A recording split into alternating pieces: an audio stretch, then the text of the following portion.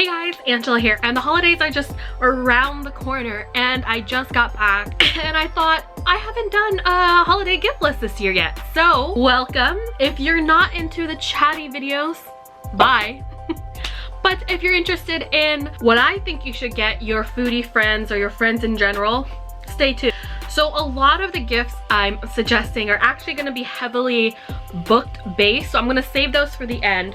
The first gift are actually what I'm getting my closest friends for the holidays this holiday season. So these Hydroflasks, or like these kind of insulated water bottles, are very in right now, and they come in like really fun colors. So I feel like anyone would want a really good insulated water bottle, and to make it fun, you could get like customized decal stickers for your friends. And I added like a fun, like adding fun stickers. If you guys could read that, it says, "But will there be food?" Like customized water bottles for your friends. Another thing I really like are magazine subscriptions, or a subscription service to really anything. They have makeup subscription boxes, they have meat subscription boxes, they have like those fun snack subscription boxes, specifically like a Japanese crate, where so you get every month you get a crate of fun Japanese snacks. One personal thing that I really like are the Bon Appetit magazine subscriptions. So I actually got this last 2 years ago. I got a magazine subscription for Bon Appetit magazine. And I know, you know, we're in a digital age right now, but something about magazines still hit that spot, and I get a lot of inspirations from all the photos in here. And it's just something nice to have on the table, you know, something just to skim through. So this is something that I would suggest if you're looking for something unique. Like I said, we're in the digital age right now. A lot of us feel like we don't need physical books anymore. We could look up recipes online, and granted, yes, I go online and I look up recipes, but something about having a physical book to get inspiration to cook in the kitchen just is something that's really special to me. If you don't know what to get me a cookbook. So I have a collection of cookbooks in front of me. These are the ones that I feel are my favorite and they're best to give. So we're gonna categorize them, and the first category is celebrity. There are plenty of celebrity chefs out there. Maybe you don't know who or what to get for your cooking friend. So the first book, which I featured before, is Snoop Doggy Dogg's cookbook. I'll link the video down below. Who would have thought Snoop Dogg and cooking would ever be a thing? I think it's ever since he met Martha Stewart. Briefly share, like, they're legit recipes. There's no joke in this cookbook. They're just really, if you're wondering what cuisine Snoop Doggy Dogg is cooking in this book, it's comfort food. So I highly suggest giving this book a try. It's just fun. It's a fun gift to have in your collection.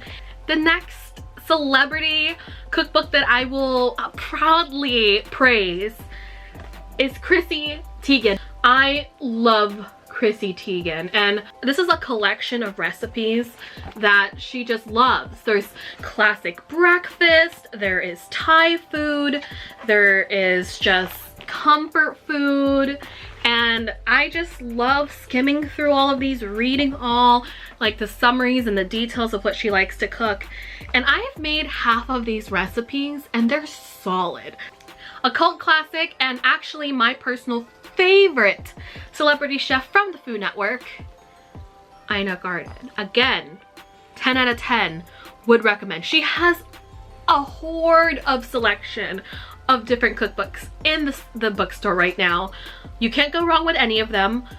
I've cooked maybe all of the Ina Garten recipes that I've in this book and in Barefoot Contessa, her TV show.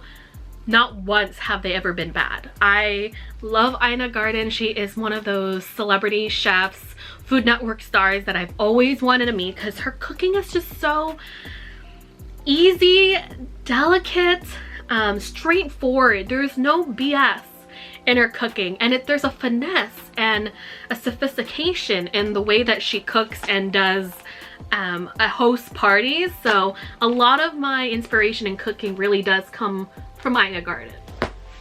Lastly but not least, the food science quirk himself, Alton Brown from Good Eats.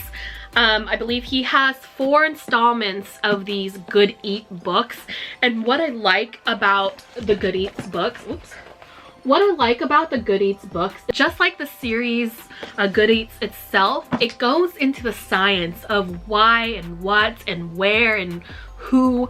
It really gives you the reasoning on why we're doing this.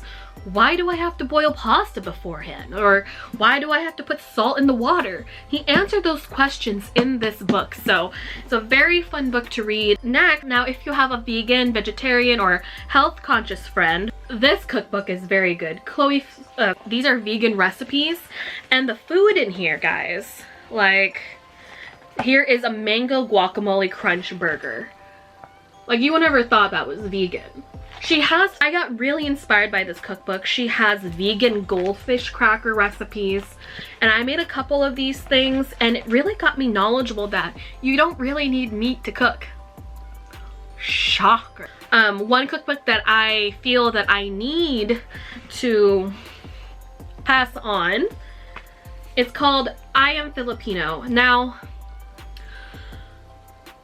I never owned a Filipino cookbook. This is actually the first one. Growing up in a Filipino American household, I ate a lot of Filipino food. There was no need for a recipe. I learned from my mom. My mom would tell me how to make something. I would ask my grandma, ask my aunt and uncles. Like, we never really need a cookbook. And I came across this cookbook. This cookbook, guy, has so many traditional recipes, but they also have a more modern twist on a lot of the traditional recipes.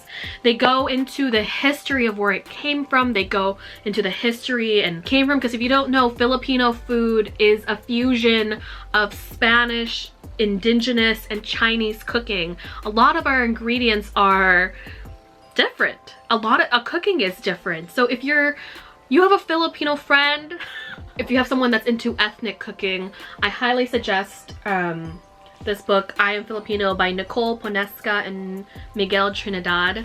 And now the last 3 books are cookbooks, so I'm just gonna breeze right through them.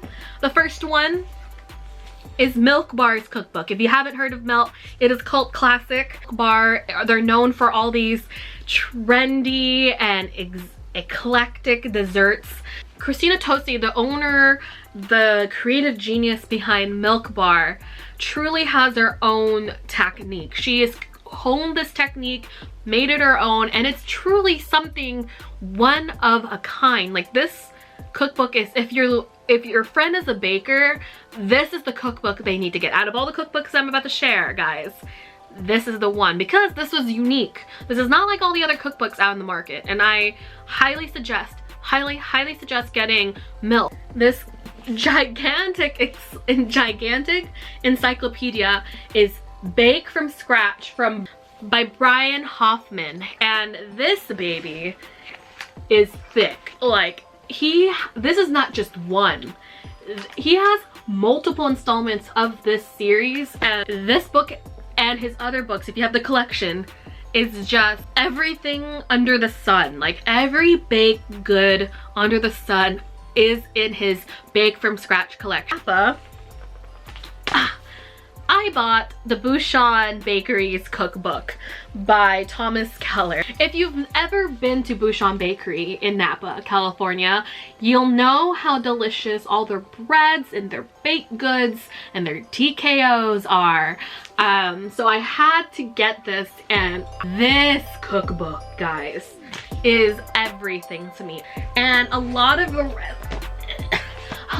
recipes are French forward. This is something, as if your friend is into Bouchon Bakery or has been to Napa and is aware of this bakery, this is a very, very fun cookbook to get into. It's a very trustworthy cookbook. Everything in here is very knowledgeable, and that's everything. And now I'm beginning to think, yeah, that was all cookbooks. Don't forget to subscribe and like to this video if you love to read, like me. or just, well, just me. Thanks for hanging out in this chatty video. Next week's video is going to be a fun chocolatey one. Catch you guys later. Bye.